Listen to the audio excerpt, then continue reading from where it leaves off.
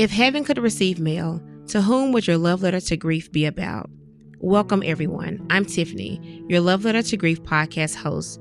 Join me on this journey as we embark on not only talking about life, love, death, and loss, but penning a love letter to grief. Take a moment and follow the channel as I look forward to introducing you weekly to guests navigating their own grief journeys. Dear Grief, on May 6, 2017, I lost my husband. That sounds so innocuous, doesn't it? I lost my husband, as if I set him down somehow and misplaced him. As if I forgot to pick him back up. As if I let him out of my sight and forgot the last place I saw him. The truth is, I didn't lose my husband. He died. He stopped breathing. His life was taken from him the second his body was ejected from his vehicle and he was thrown onto the pavement. He died. I felt as if my heart had been ripped out of my chest, like my soul had been torn from its fragments, leaving tattered pieces of me blowing haphazardly through the wind. It was surreal. It was life-changing, and it was final. His name was Dervin Durrell Daniel, and he was the love of my life. I loved him with my whole self, with everything that I am, with everything that I ever wanted to be, and I never remotely contemplated my life without him. It was simply something that I never could imagine. In my mind, we were going to grow old together. We were going to watch our children grow old and help them fulfill their dreams, help them plan their weddings, welcome their loves into their lives in our family. We were going to laugh and love and live. We were going to be each other's forever. But that dream is gone now, taking a nightmare turn that burned the should-haves and could-haves into ashes that scald like acid, dripping into the depths of my soul. Grief, you tested my faith. You had me questioning my entire life. Before you came into my life had purpose. I knew exactly who I was. My whole life consisted of Darrell and my children. You left me feeling like, now what? I was so desperate to get away from you, to lose you, to find the girl that I was before you came to visit me. I wanted the old me back, the me who existed before you moved in and destroyed my dreams. We've had our ups and downs, our blowout fights, and initially I just refused to accept you. But with time, throughout this entire journey of knowing you, I have not only allowed you to have a seat, I realized I had no choice. I've had to change, I've had to learn, and I've had to grow. I've had to redesign my reality. Through it all, one thing has remained constant, my faith in God. While I battled your position in my life and the position that faith held, I began to comprehend the concept that grief and faith could coexist. According to Webster's dictionary, grief is a deep and poignant distress caused by bereavement. A deep sorrow, especially caused by someone's death. That sounds so simple, doesn't it? I never imagined a sorrow in a way in which it visited me that fateful night. While my faith and complete trust in God and my husband's body sat on one side of the road, grief, you walked up to me, kneeled at my feet. I picked you up, looked over my shoulder at my faith, and silently watched my entire life change before the blink of an eye. My entire existence lay in a million broken pieces on that road that night. And somehow I had to pick up those shattered pieces of my life. I had to reimagine those broken pieces and see a new image, redesign a new dream, recreate a new mosaic from its fragments. I had to start over because the image I had, that my husband and I had, of our forever was no longer going to happen. The one thing I desperately wanted, I could no longer have. This is the first letter about this difficult journey with you, grief.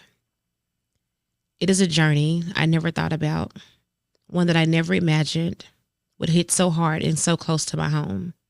But yet, you came. You forced me to grow in ways I never thought possible. And through this journey, I've seen myself evolve into someone I'm so proud of. You packed a bag one day and you moved in. And somehow now, I have to learn to live with you, learn to survive having you hang around. You are not a welcome guest, but yet you stay anyway. This is my love letter to you, about my feelings for you. A letter to not giving up, not giving in, and learning to walk by faith every step of the way. May the lessons I've learned, the stories I've shared, and the letters I've written be an inspiration to that broken heart I experienced that day I lost my husband. May my heartbreak be a source of light to help another broken heart find its way out of the darkness that grief creates.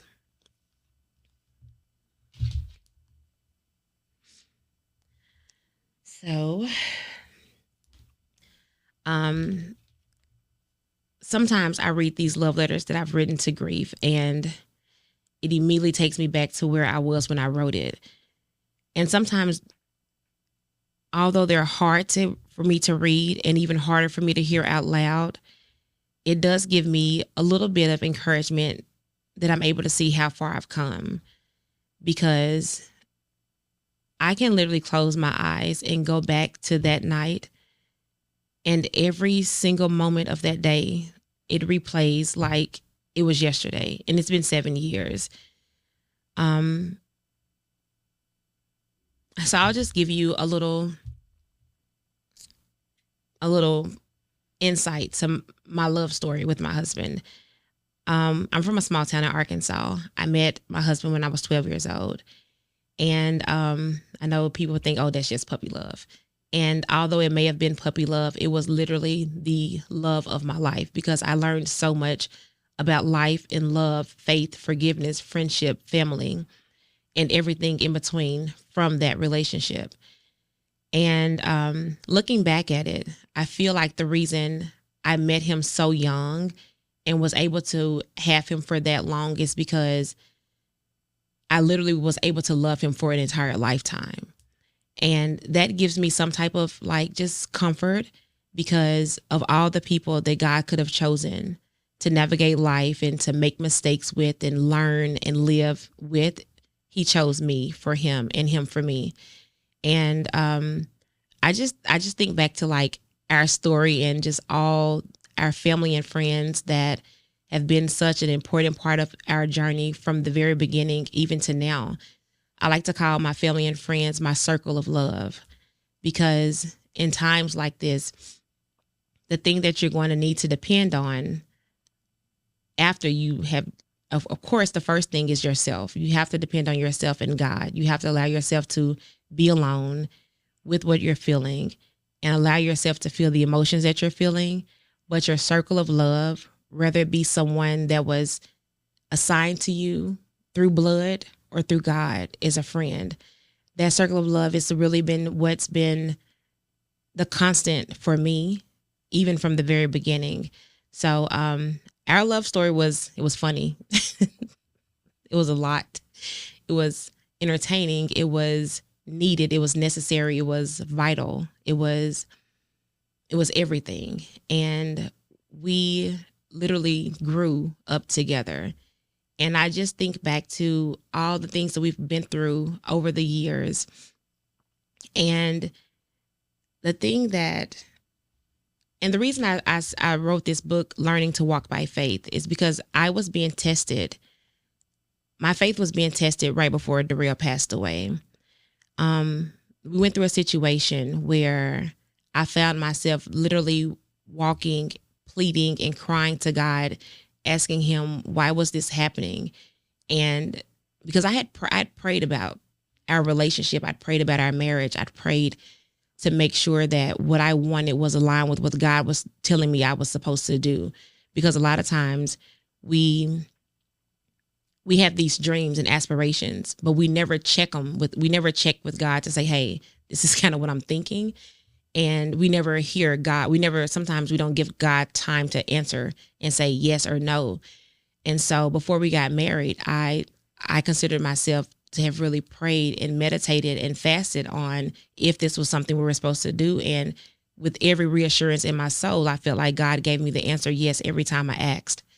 So when this situation arose a couple of weeks before he passed, I was kind of confused because I was like, hold on now, this isn't really what we talked about. Like, God, me and you had this conversation before we got married and you told me this is where I was supposed to be. And so now I'm feeling like you're trying to pull me away from this marriage and I'm confused. And I remember this moment where I was walking and I was literally crying and I was literally talking out loud and I was asking God, what am I doing wrong that this is even happening? And every time I asked God a question, the only thing I would hear was God would say to me, do you trust me? And I remember like saying, yes, I trust you, but you told me, then God would immediately cut me off. But do you trust me? I kept saying, I trust you, but this, but that. And every but that I had, the only response from God was, but do you trust me? And eventually he silenced every question that I had. And I had to just submit to him and say, I trust you. And at the time, I had no idea what he was asking me about the trust for and what that was about, but I did trust him. And so I just had to silence myself in that moment and say, okay, for whatever reason, I'm being tested and we'll see. And I went to church that following Sunday and my pastor was preaching about the story about Lot and his wife and how God had come down and asked them to leave their home. And he told Lot's wife not to turn around, just to trust him. Don't turn around, just go forward, leave, and don't look back. And in the story, the pastor was saying how everyone had followed God's command except Lot's wife did not. She actually did look back. And when she looked back, because she didn't have faith, she turned into a pillar of salt. And I remember sitting at church and I was like, okay, this story for me, because this is interesting, because I'm again hearing the message from God asking, do you trust me? And now you're telling me I can't even look back. And I'm like, oh, okay. I have questions though, but I hear you. And I don't know, it was like something came over me at church. And I remember feeling like something major was about to happen. And I immediately went into prayer for my husband. And I was like, God, I just pray that you protect him. And I pray that you protect our family. And I'm going to trust what you're telling me. And I'm going to remove myself from this situation. That's what I said, because that's what I was being told. I was like, I'm going to remove myself from the situation. I'm not going to force it. And that's where I was. That next week was my birthday week. I went to California with some of my childhood friends for my birthday. And for the first time in a couple of weeks, I laughed and I was in a place of like such happiness and peace. And it was almost like this foreshadowing that I didn't understand at the time. It was like God was giving me like this moment, like this break, just to like live before like life completely changed for me. And I remember I got on the airplane on the way back and my husband texted me and he was like, I saw your birthday post. You look so pretty. And I was like, whatever. Because I was mad at him about something. And I was like, whatever. And I started watching this movie, a Denzel Washington movie. It's called Fences. I don't know if any of you've seen it before, but in the movie Fences, Denzel Washington and his wife, Viola Davis, they're talking about how they're going through life and he's been working on his fence for years. And they have this big scene where he's cheated on his wife and she's crying and asking him how could he have done that. And he's explaining that, you know, he feel like he's stuck in life and he's been working on his fence for his whole life and he's not getting anywhere and he just needed to live for a moment. And she says to him, but you're forgetting that I've been standing right beside you. And I don't know, it was something about that scene that just like, I don't know, it was just something about that scene and watching it at that very moment as I was on the plane and just kind of like looking out. I'm I always find such peace when I'm on an airplane just looking at the clouds, because I always say, oh, this is like the closest you'll ever get to heaven, before you pass away. And it was something about that moment that was just this eerie feeling that came across me, and I couldn't quite understand it at the time. But later on, I completely understood it. So I get back home, and 6 days later, my husband calls me, and he was like, hey, I need to come out of the house because I need to get something, and I need to talk. I want to have a conversation with you. And I was like, okay. So I go to that because I was at work. I go to the house, and he comes, and we have this conversation that to this day, I am so grateful to God that he gave it to me, because I feel like when people lose someone, there's always this longing for just this, I wish I had this last moment. I wish I could have said this. I wish I could have said that. Or I wish they knew how much I love them. And for whatever reason, I always joke about being one of God's chosen. For whatever reason, he gave me that. And we had this conversation for like probably an hour conversation. And we cried. And we talked. And we apologized to each other for so many things that had gone wrong, that we had misunderstood and mismanaged with each other's hearts. And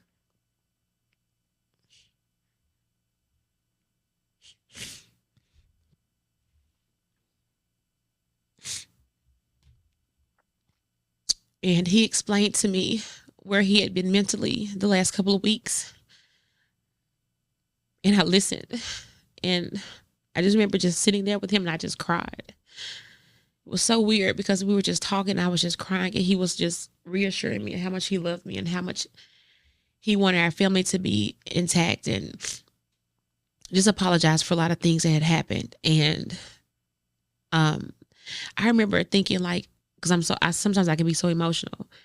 And I remember thinking, I don't want these decisions to be made because I'm crying. And so I told him, I said, I think, we should just, finish the conversation and, give me some time to think about things. And I love you too. And I forgive you for everything. And like, you're my best friend. And I wouldn't want to be doing life with anybody other than you. I told him all of those things, and he left. And I was sitting on my couch just crying. I was like, Lord have mercy. Like, is this what you were asking me about, trusting you? Because the things I needed to hear, I just heard him. And I was just remember thanking God for the conversation. And Darrell called me back, and he was like, I feel like it's so much more that I should have said. I want to come back to the house and talk some more. I was like, okay, like, dang, emotionally, I feel like what else? I'm drained. Like, I'm like, what else can be said? But I trusted the process, and I was like, okay, come back. And he came back, and he was like, we just hugged. And I mean, like one of those, you need one of those big hugs, like the strong arms, like pull you in. Like, it was one of those hugs. And I was like, dang, like, I didn't even know I needed this hug, but I got it. And it was just like, so like, I remember like it was yesterday. And we talked some more, and we said some more I love yous, and we kissed some more, and just like loved on each other some more. And he was okay, I gotta go to work. I love you. And I'm so glad that we talked, and I'm gonna make you proud. I'm gonna get us back right, and just everything. And I was like, yes. Like, I was so excited. Like, I was excited, but I was nervous. But it was like, that was my husband. So it's like, I never cared. Like, I wasn't thinking about, oh, this is gonna sound or look weird. Who cares? It was like, whatever. Like, I loved him with every fiber in me. So I was so happy about the conversation. And he left, and I was working, so I had to immediately leave. And I remember I went to an event that I was setting up, and I saw one of my friends, and she was like, girl, you just saw a ghost. And I was like, baby, if you knew the conversation I just had, you would not believe it. So I finished setting up, because it was for her, I think her grandmother's birthday party or something. And I finished setting up, and then me and my friend, we sat down afterwards, and I told her the entire conversation, and thank God that I did, because looking back at it, it didn't seem real. I told her, I was able to recap everything. Because I'm a very transparent person. I probably talk too much, but I told her everything. I was like, this is what happened. This is what he said. And this is what we talked about. And this is what we did. And she was like, oh my God, I'm so happy for you. And oh, this is perfect. She's like, I told you y'all were going to be okay. Because wedding marriages, you have your ups and downs. And my friend she's married. So I always talk to her about when it comes to like faith and marriages and different things like that. She was one of my people. And so I was like, yeah, it was a good conversation. I feel good about it. So I felt like I walked away just feeling like very happy. And I kept working because that particular weekend was booked. I think I had 4 events and I was busy. So I was working. And my daughter was actually with her godmom that week. She was going to spend the night with her godmom because I was so busy. And I was at my office, in my showroom, and I was getting some stuff together for an event, and my phone rang. And someone said, hey, Darrell has just been in a car accident. And I was like, okay, where is he? I just immediately went into like wife mode. Okay, where is he? Where's the accident? What hospital is he going to? And they're like, I don't know. They're not telling us anything. We can't even get up there to where the accident is. They're not saying anything. And so I said, okay, no problem. I was like, send me the location. So I jump in my car. I was like, just send me the location. So I'm thinking, because I'm like probably about 25 minutes from where he is. I'm thinking by the time I get closer to where the accident is, by that time, someone probably would have told me, what hospital he's going to. So let me just hop in the car and get to where I'm going. So I get in the car and I call Darrell's best friend. His best friend, her name is Keisha. Keisha is the sister to one of my best friends, whose name happens to also be Tiffany. So Keisha, I like to joke around and say she's my person because she's always been our person. She's his best friend, but she's always been team us. And I appreciate her because she's always held him accountable. She was his best friend, but she was, like I say, she was very team us. She was always fair. And she was someone that we could talk to in confidence and not feel judged, and know that she's going to be honest with us and tell us, the hard things that we may not want to hear. But she was our person. So I was like, let me call our person, So I called Keisha. I was like, Darrell's been in an accident. I'm in the car. I'm on my way. And like I'm on my way. And I was kind of just driving. And Keisha being Keisha, I later find out she's behind the scenes texting and making phone calls. And she's like 2 hours away, but she was literally like navigating everything that she possibly could from 2 hours away. Because of course I'm just thinking car accident. And I remember as I was driving, I got a little closer and I was panicking. I was like, just calm down. Just calm down. I remember I said that out loud, just calm down. You already know it's going to be okay. It's always okay. And I always tell myself that it's always okay. And so I was like, just calm down. You're going to get here. It's going to be fine. And I remember coming over the road as I'm going down 240. And I remember it was like a little small hill. And as I'm coming down, I noticed that there's no cars. And I hadn't paid attention to this, but I noticed there's no cars coming on the opposite direction of the highway. And I see just lights, police lights everywhere. And I just remember freezing. I was like, oh my God. I remember saying out loud, like, oh my God, like I think it was like everything kind of trying to set in. And I'm still on the phone with Keisha, and I pull up and I see his car, his truck. I knew it. I knew it was his truck immediately. So I pull over, I jump out of the car, and the police officer, because it's like the little median in the middle, and the police officer runs to me. He's like, you can't park here. You can't park. And I was like, no, that's my husband. That's my husband. I was like, what's going on? Like, where is he? Where is he? And the police was like looking at me kind of like weird. And I was like, no, where is he? Like, I'm his wife. So I'm like explaining my name. My name is Tiffany, and this is my ID, and this is our address. And this is, I don't even remember how I knew this stuff off my, like just straight off. But I was like, this is his car tag. It's Arkansas. And just telling him everything that he needs to know so he can identify to know that I am who I'm saying. And I remember looking over to like the right of the police officer, and it's dark. It's like early in the morning. It's dark, and I look over and I see like this large mass in the road, and it's like covered.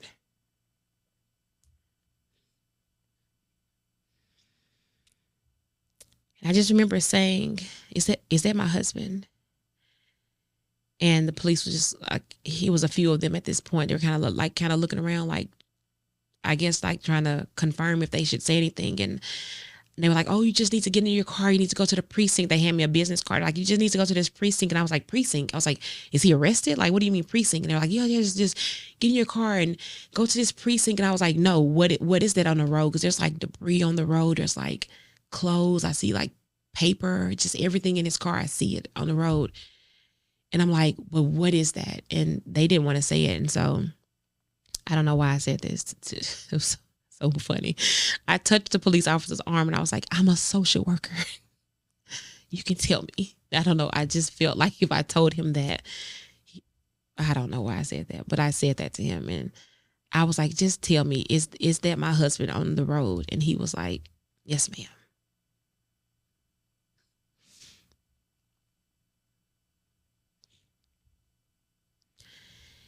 And I just remember like just crying and screaming. And to this day, like one of my biggest like regrets was that I was actually on the phone with his best friend. And so like her having to hear my reaction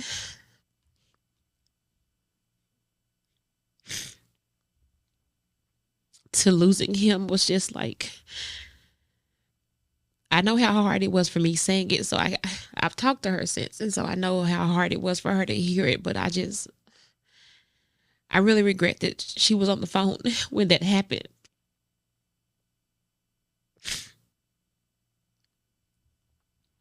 And so eventually they were able to calm me down and put me back in my car. And by this point, some of his coworkers were calling me and, you know, they heard my reaction. So they knew what they were hoping wasn't true was true, because apparently they were like on the opposite side of the road behind his car. So they couldn't get up to where he was. So I was the only person that actually had confirmation of what it was. And so I was able to tell one of his coworkers that, you know, he had passed away. And they were like, okay, we're at the next exit. Get back in your car, come to the next exit, and just, you know, just get over here. And so I called my baby brother and I was like, Pierre, I need you to get in the car. I need you to go to Darrell's mom's house because Darrell just passed away, and I need to make sure I let her know. And because my biggest fear was that my stepson, I say stepson because I didn't birth him, out of respect to his mom, because that is my heart.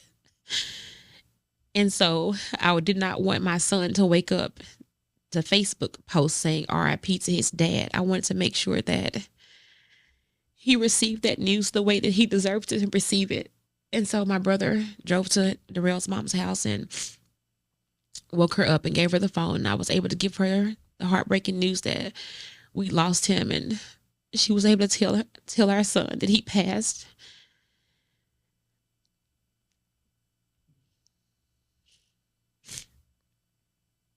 I just remember sitting in my car, just like crying, and a few of his coworkers walked up, and I remember different people talking to me and hugging me or whatever. And eventually I got myself together and I got in the car, and I just started calling people.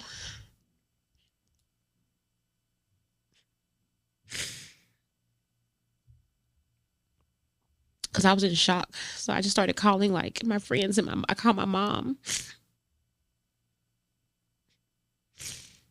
And I told her what had happened. And I called a couple of my best friends, and they all kind of told me like the conversation, because I don't really remember it, but they've all told me the conversation. And apparently I was very matter of fact, just like, hey, Darrell just died.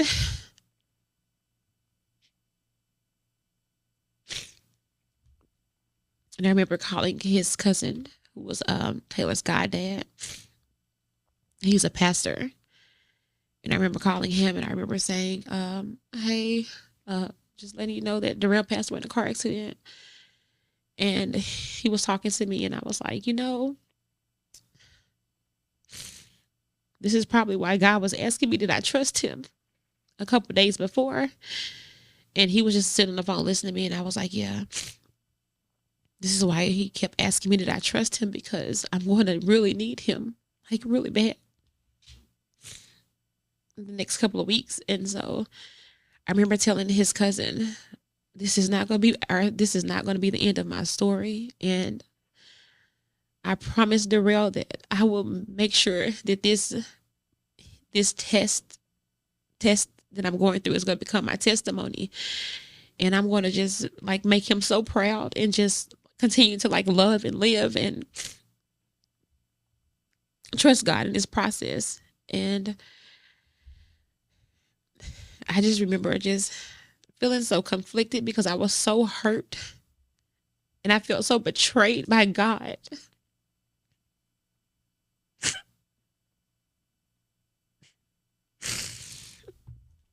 But at the same time, I felt so grateful because he'd given me that conversation just hours before. And so I remember one of my biggest struggles with it initially was just like this crossroad between being so grateful that I got the conversation and I got the last hug and I got the last I love yous. Being at a crossroads with this, like this grief and this pain and this agony that I had never experienced in my life. And so it was hard. But that night I was laying in bed and I remember I wrote a letter and I was like, Dear Darrell, and I was like, I just said everything that I wanted to say that, you know, I already said to him, but I just typed it out. And I remember posting on Facebook because I was like, you know, I'm going to have to post something so people can know. You know, we live in a world where social media is kind of like, it's not confirmed until like, you know, the first person, like the closest person to them says it. And so I felt like it was like my job to like confirm it for people. And so I did. I posted this beautiful love letter to him on Facebook. And the outpour of support was really big. I remember I was like, wow, like we touched a lot of people. And a lot of people were going to miss him. So it made me feel good that I wasn't the only person that was like really hurting and like missing him because he was a big heart. He was a big person, a big heart. So I felt, you know, I felt proud to be his wife. I felt proud to be his friend, the mother of his daughter, the mom to his son. And I felt in that moment just, you know, super sad and just heartbroken. And even to this day, it's like, it's such a struggle because there's things that happen and I was like, oh, I need to tell Darrell this or I'll laugh and like at what his response would be. And it's like, the reality is like, yeah, I can't really tell him. So that's why I always say like writing a love letter to grief is like, if heaven could get mail, like these are the things I wish he could read or hear or see. So I just remember the process being super, super challenging. The first week was really hard, just planning everything. It's one of those things they don't tell you about. It's like being the person that makes all those decisions and having all those tough conversations and the money involved, and it's a lot. I just remember trying to be like, kept thinking I want to be like the best daughter-in-law to his mom and his dad, and I want to be the best stepmom to his son. I want to be the best mom to our daughter. I just want to like make people like proud of me in that moment and just make him proud that I could still like take care of things for him. And I did. His service was absolutely beautiful. I feel like we were able to, you know, send him off in a very respectful way. And I just remember sitting on that first row in that first chair and just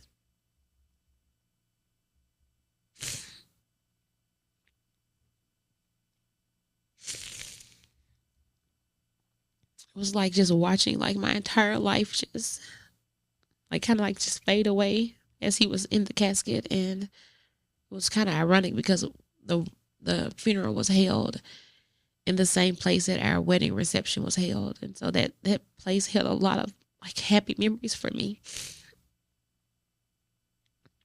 and our family and our friends. So uh, it was it was challenging, but I will say that I'm so grateful for everyone that has always been around and stuck around and because grief is hard.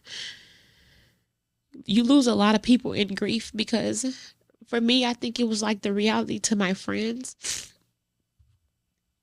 that someone that's 37 years old could be a widow. And those all of my friends, we planned our weddings together. We were in each other's weddings. We were like in each other's baby showers, like birthday parties. We were like, all of us were always together. And so I could see it in my friends' eyes. Sometimes when I would talk to them, like,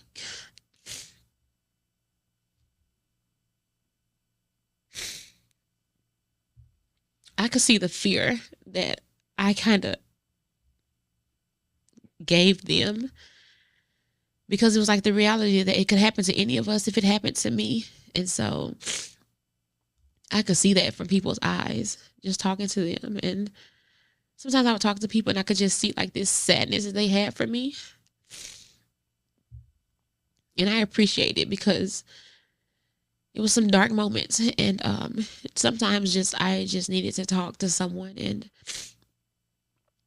I will say that there was never a moment where I was completely by myself, where I felt completely alone 1000%. Because at any given moment, if I reached out to someone, or I said something, or I posted something, I always felt God's touch, and he would always nudge somebody to reach out to me when I needed it the most, or even in like the super dark moments where I was by myself. Like I remember the visitation dream, when I first got my first visitation dream from Darrell. It was in a really dark place, and I was like, wow, like I needed it. But even that visitation dream was hard, because it was almost like he died again, because in the dream it was so real. It's like he was right there. I could smell him, I could touch him and feel him.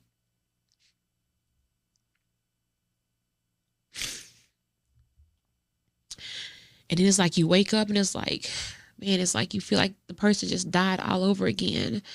So I always say to people, those visitation dreams, you have to be mentally ready for them, because they're hard.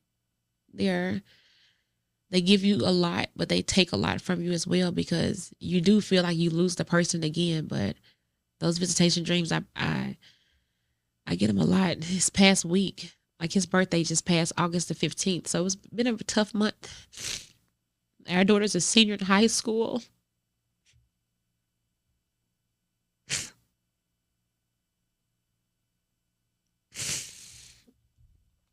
And just watching all her dreams that she's been working so hard for come true. It's just so heartbreaking, because I feel like she just got robbed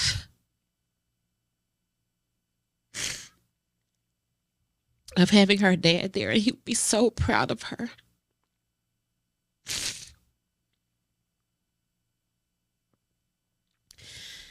He would be so proud of her. She's a power lifter, and I know she does that because her dad was super strong. So he played football. So I feel like I know that's like a way she feels connected to him.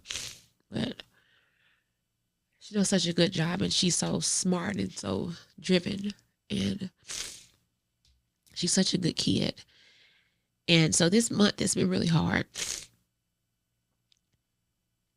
Just knowing that it's her last year in high school, and we're kind of getting to, a point where she's been my rock, just having her and knowing that I had a purpose. Like I had something that there's somebody else that depended on me. So I had to always like keep pushing and be mom and take care of what I needed to.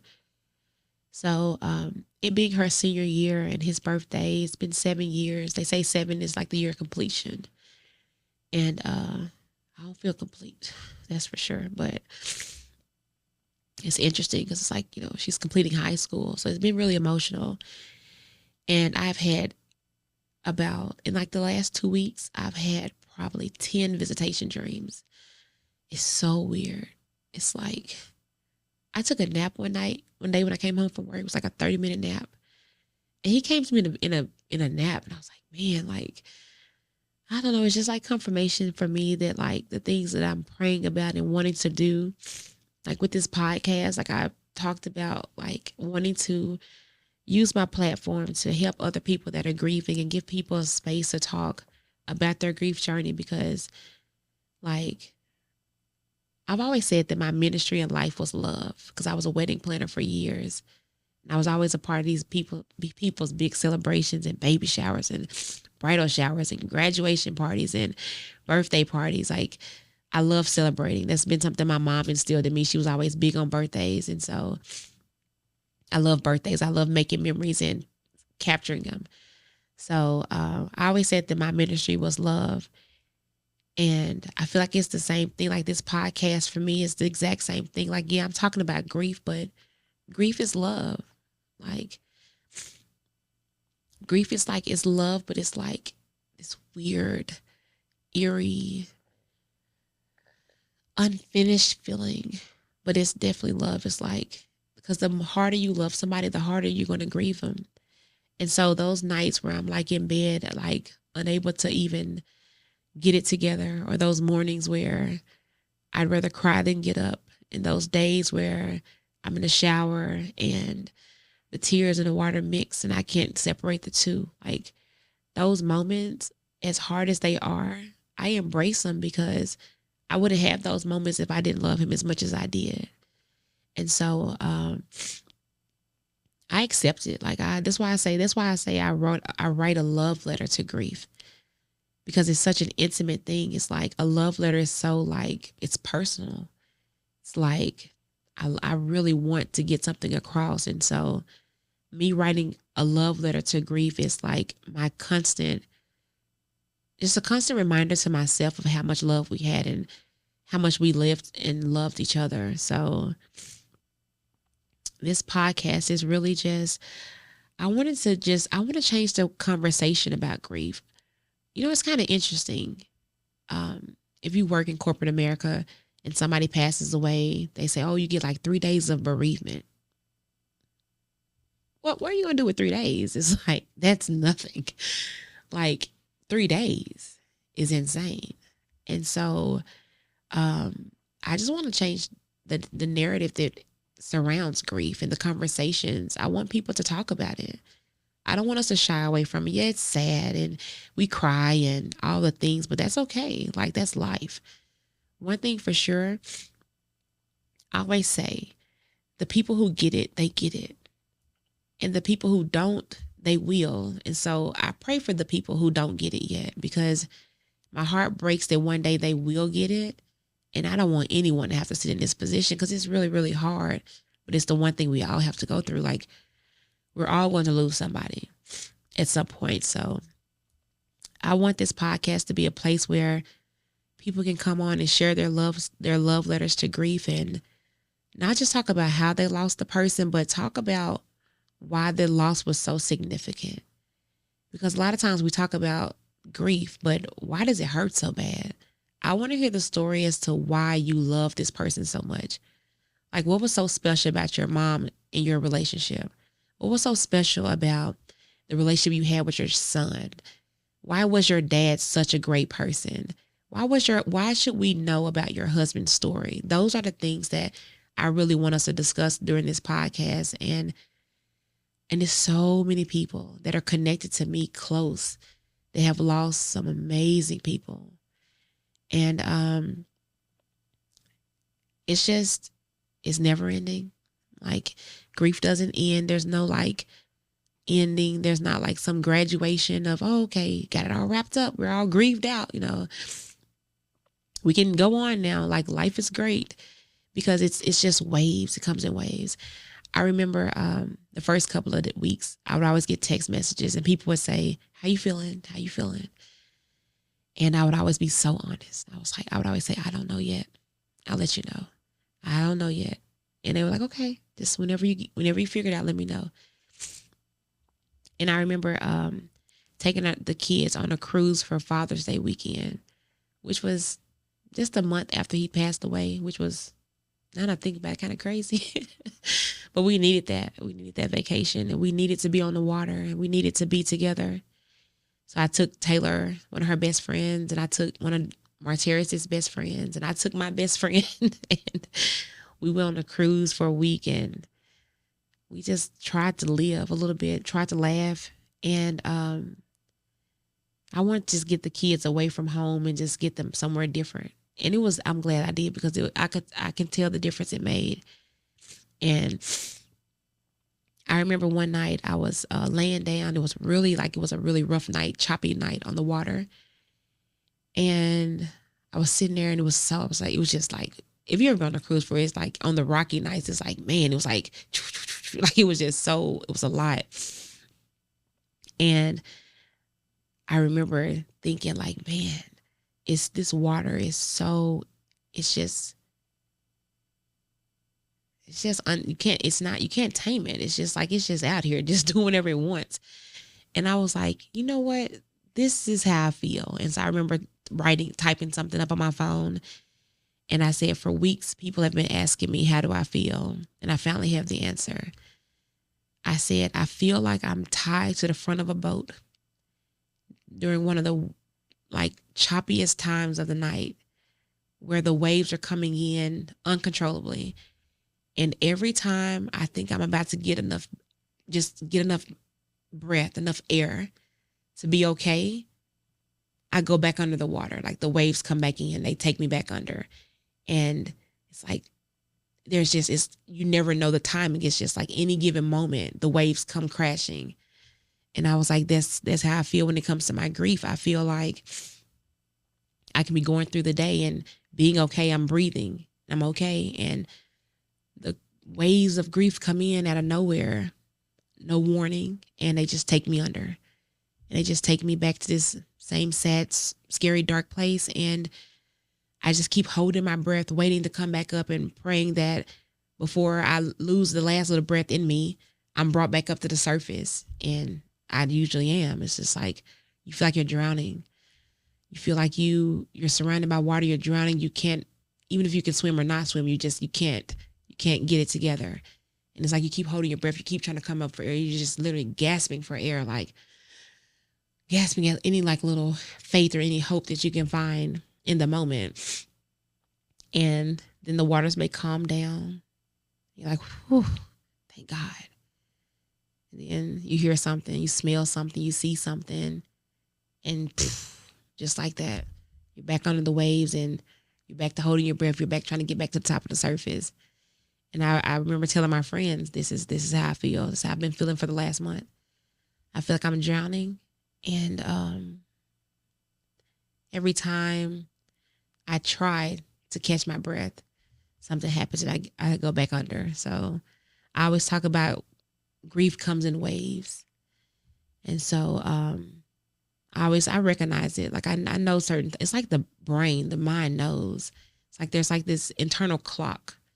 Even when you don't think about it, it's like sometimes I find myself being like this weird space. I'm like, man, what is wrong with me? I cannot get myself together. I've been crying nonstop and my anxiety is bad. I can't catch my breath. What has happened? And I'm like, oh my God, his birthday's in a week. Or, oh my goodness, his anniversary of his passing is coming up.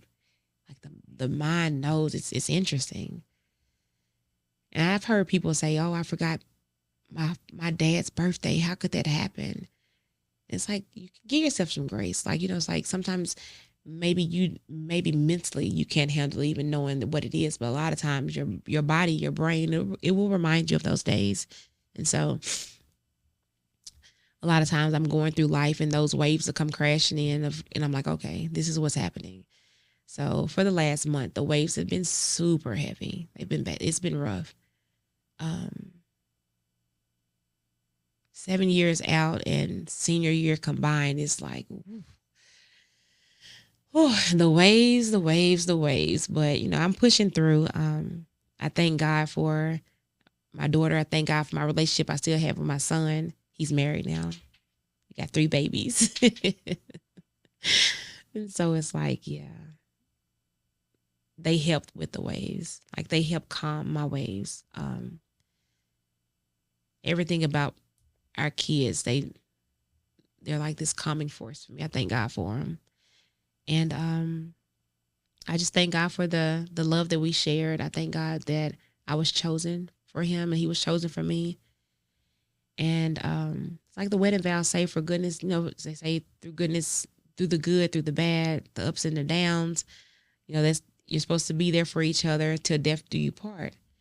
And I think that's the one part of the wedding vows a lot of people don't think about. I mean, because I remember, we were going over how we wanted to do our wedding vows. And it's like they always say, for richer or poor. And some people like, I ain't saying the poor part. It's like you joke around about, which parts of it you want to say and which, because there's different vows that you can do. And so I remember us picking the one that we wanted to do, and never did I imagine that part that I never thought about till death do us part. I just assumed we'd be old and gray, and when that happened, so I got to think about that. This as long as I'm away, so it's just it's real. So it's like when you think about the person you want to marry and the person you want to be start a family with, you should think about that, because I'm in a place now where I know what the price of love is. Like, the price of love is you could lose that love and you have to grieve that person. And so even to this day now, like, I'm not dating because I'm being honest with myself. I'm not in a place where I think I can mentally grieve another person is the way that I had to grieve my husband. And that's the reality. Like, to love again is accepting that I would grieve again. And I haven't been in a space where I feel like that's something I want to go through again. But I thank God for him. I thank God for my faith. My faith has been strengthened a lot. I know some people, their faith wavers, but mine has been strengthened. My relationship with God has become so much closer. I don't know how people walk this journey without faith. I don't know how a person can walk this journey without having God and his hands holding them and guiding them. I cannot imagine, because there were some points in my grief journey where I know for a fact my feet did not touch the ground. I know I was being carried. I know there are places in this past 7 years where there are no footprints in the sand for me, just God, because I was being carried a lot. And every time where I needed someone or something, God always sent me one of his angels walking on earth to support me during that moment or be there for me. So it's been a challenge. I've been live streaming for the past 4 years. A lot of people don't know that. I've been live streaming for since COVID. I've been live streaming, and I feel like I found my voice in live streaming. I found a community of people that I've been able to share life with and just talk to and just navigate everything that life throws at us. And being a wedding planner was something I absolutely loved. I was super proud of doing it. I love doing it. And I've transitioned my career where now I'm doing more social media, which, if you know me, that doesn't really come as a shock, because I've kind of always been into social media, but it's kind of taken a turn. And I've been able to reach a lot of people that are grieving, and it never fails. Sometimes I get online. I don't really think I have a purpose that day to why I'm going live, and I'll go live and I'll say something, and somebody I never met will be like, "Oh my God, you lost your husband? I just lost my mom yesterday. I just lost my son today. It's my dad's anniversary tomorrow." It's always someone that I'm connected with that's grieving. And I always leave line thinking, yep, it's always a purpose. It's always bigger than myself. And I always pray that I'm in a place where God needs me to use me, where even though it's a sad story, the more we talk about it, the more people we touch, the more people we impact, because we have to remember to be kind in this life. You never know what a person's going through. You could be at a drive-through and that person may be going slow, and the person is helping you may have an attitude. You never know. The person that you're getting angry with could have just received a phone call that they lost their mom. The person at the customer service desk could have just lost their husband.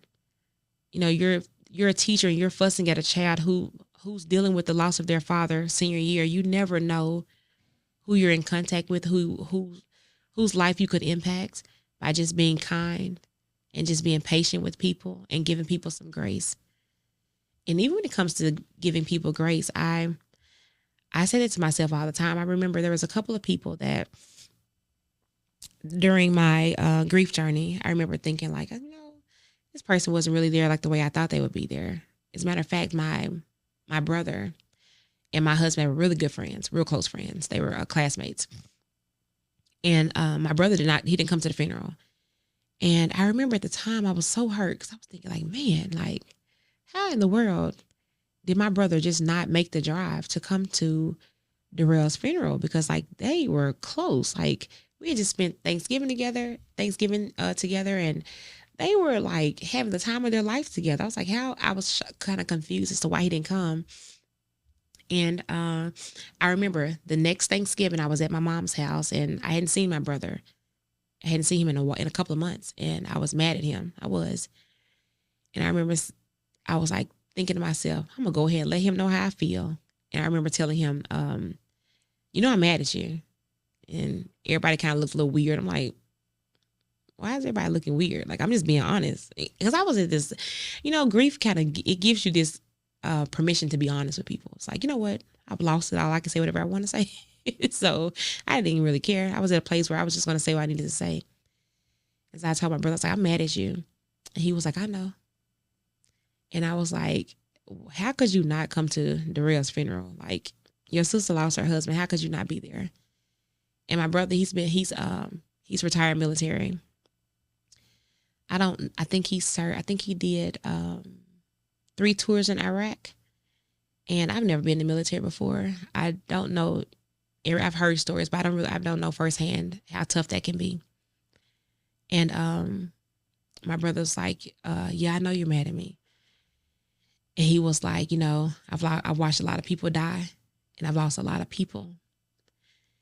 And he was like, and when I got the news about Darrell passing away, I mentally couldn't handle it. And I went and checked myself in somewhere to take care of my mental health. And I was there for about a month.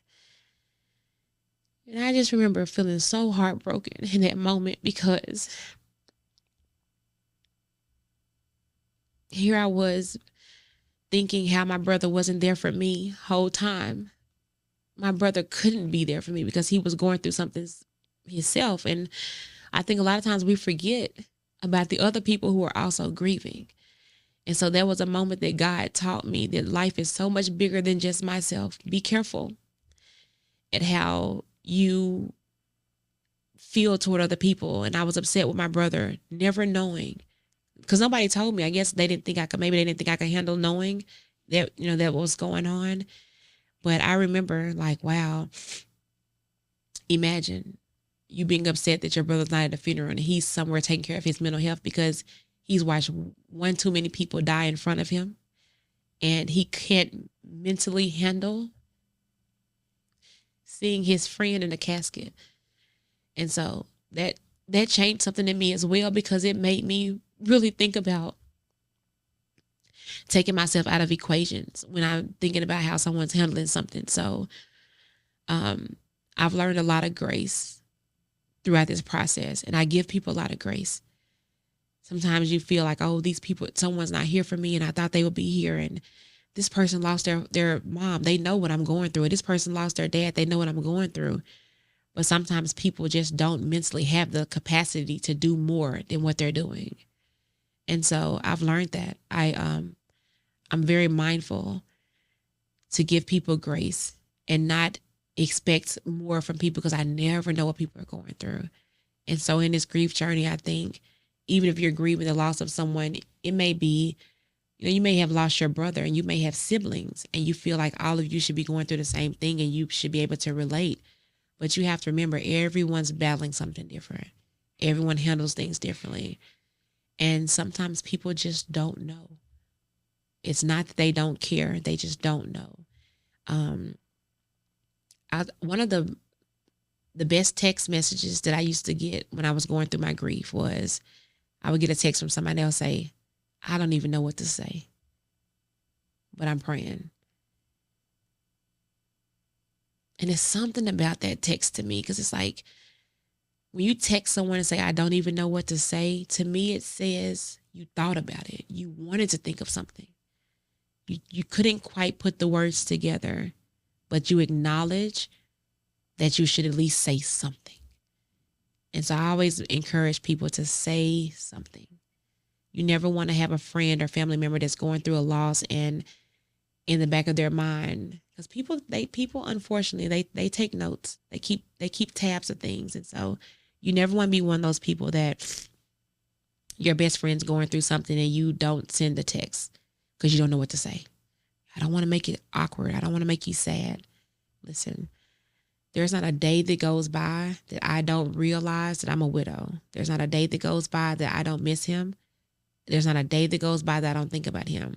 So there's not a text message or a phone call that a person can give me that's going to send me down some spiral. Like, oh, I forgot about it and now you said this, now I'm so sad. No, I appreciate anyone that ever sends me a message about my husband, because it just lets me know that I'm not the only person out here missing him. He impacts a lot of people. So I love those messages from, just say, hey, I know Darrell's birthday's today and happy birthday in heaven or whatever. Like, those things go a long way. So I do want to encourage people to send the text. If you have someone that's going through grief, I always say use whatever gifts God is giving you to bless them. It's simple. So let's say your neighbor loses a mom and you're thinking, oh, I don't know what I can do. Because a lot of times people say, well, just let me know if you need me. Let me know what I can do. And I think that puts too much pressure on the person that you're wanting to be there for. It's very simple. What things do you need every day to make life easier? If you have a neighbor and they just lost someone and it's trash day, take their trash can to the end of the road. Take their trash can back to their house. If your kids go to school together, offer to drop the child off for the parent. Ask, hey, do you want them to ride to practice with me? You're cutting your grass. Okay, let me go cut my neighbor's grass. I know they're going through a loss. You cook dinner, fix something extra. You're buying coffee. Hey, let me take my friend a coffee. Like, just the regular things that you normally do on a day-to-day basis, those little small gestures go a long way. I remember the first week after my husband passed and I was going through planning the funeral, and it was the first time that entire week I was home by myself. I don't know what happened. I think my mom and my aunt had just gone somewhere. Taylor was, she went somewhere with somebody. I forgot. Everyone was somewhere. And I remember for the first time it was quiet in my house. I was like, man, it's the first time it's been quiet. And then my doorbell rings. I was like, oh, I kind of laughed like, oh, well, that was short lived.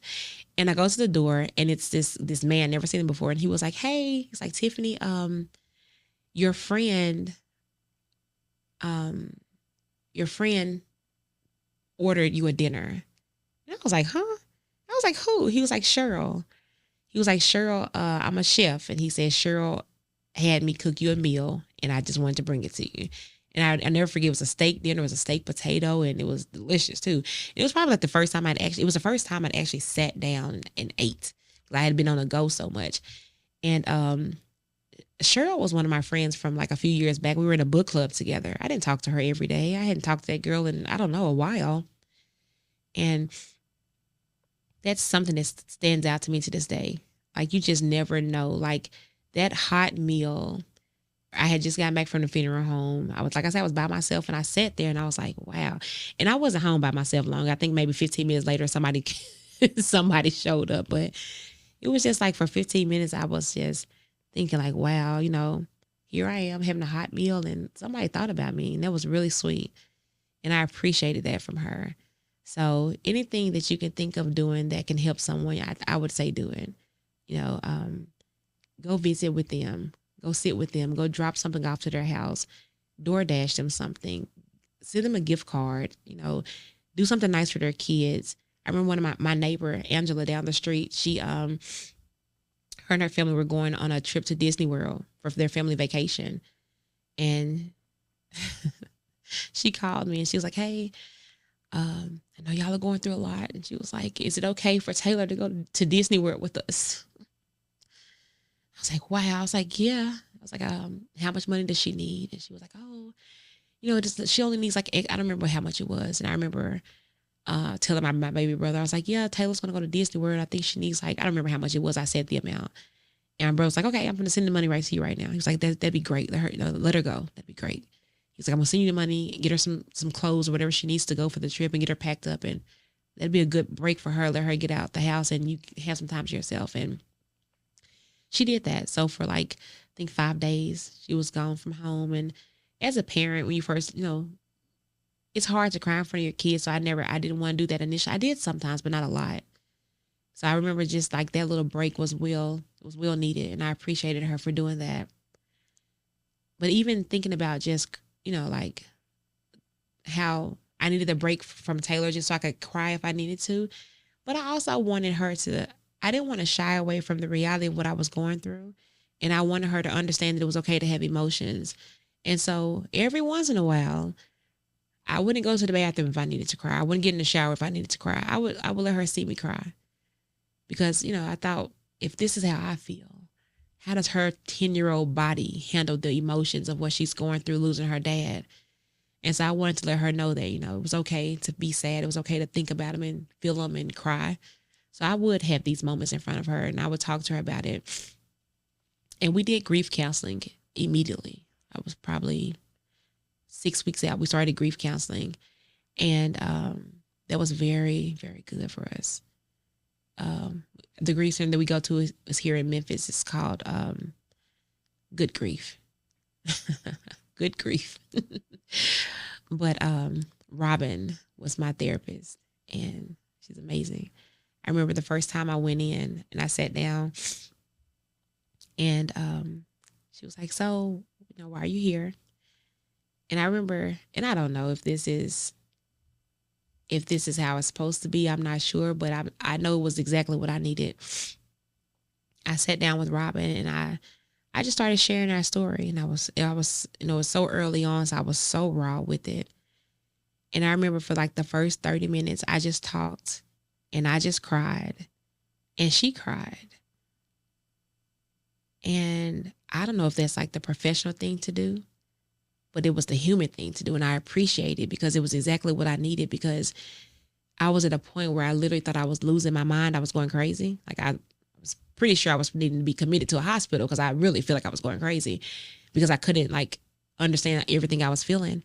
And just seeing another person cry from what my story, I was like, okay, I'm not crazy. Like I should feel this way. Like this lady is a trained therapist and she sees grief all day, every day. And if she's crying from me telling her what I'm going through, thank God.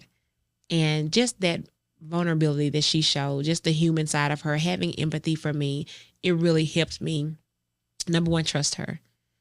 And it allowed me to just to talk to her. And I feel so safe talking to her. And I went to grief counseling for a year. And it was necessary. It was vital. Thank God for it. I don't know how I could have survived without it. She literally changed my life. Like grief counseling for me was a godsend. Like I said, I went to her for a year, almost over a year actually.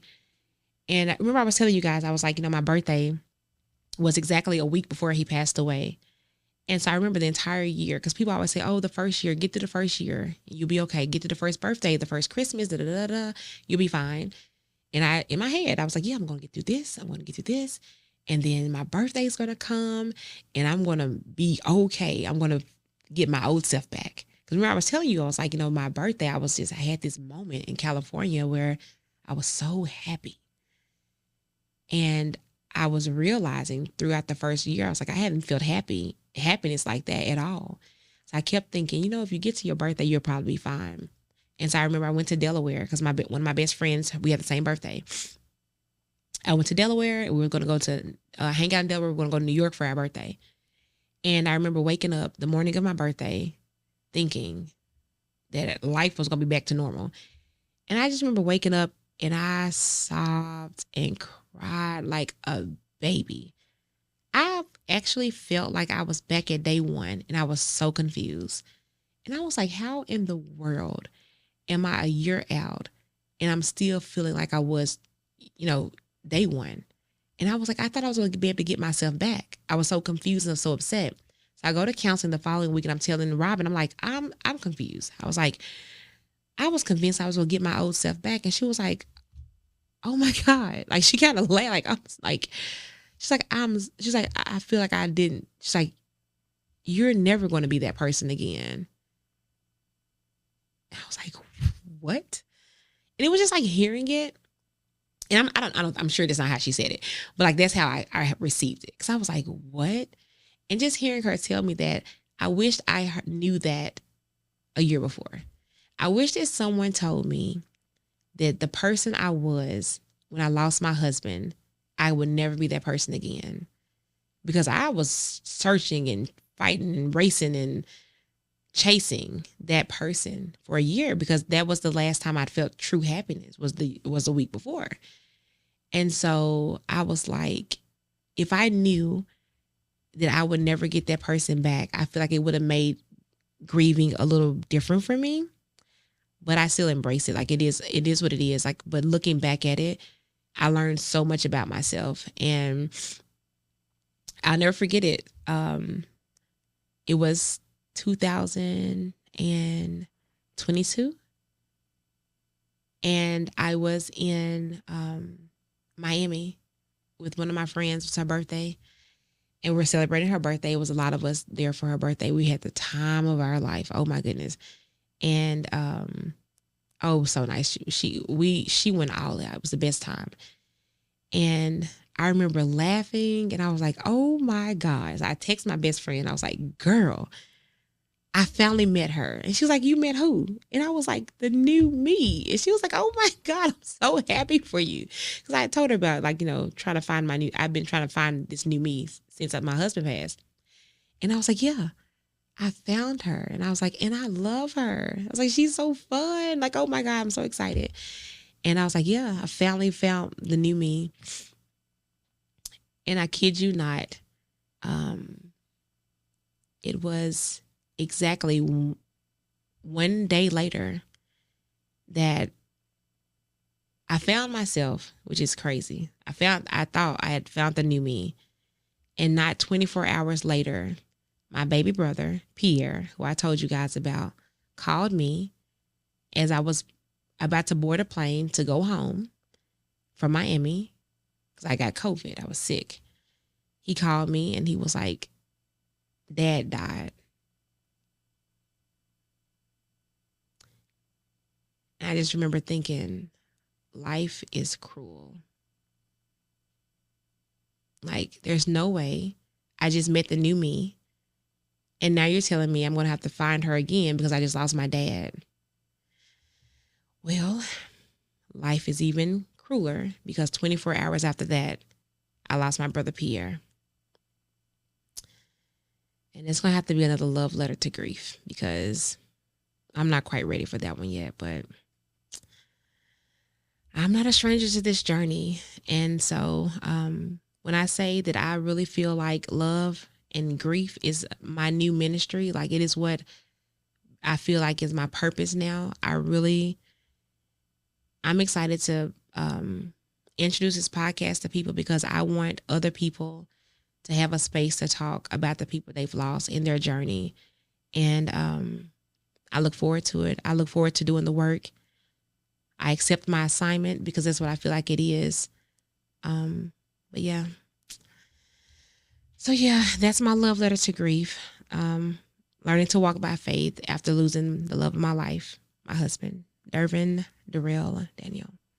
So yeah, you guys stay tuned for more to come. And if you have a love letter to grief that you'd like to share, you should definitely just inbox me, let me know.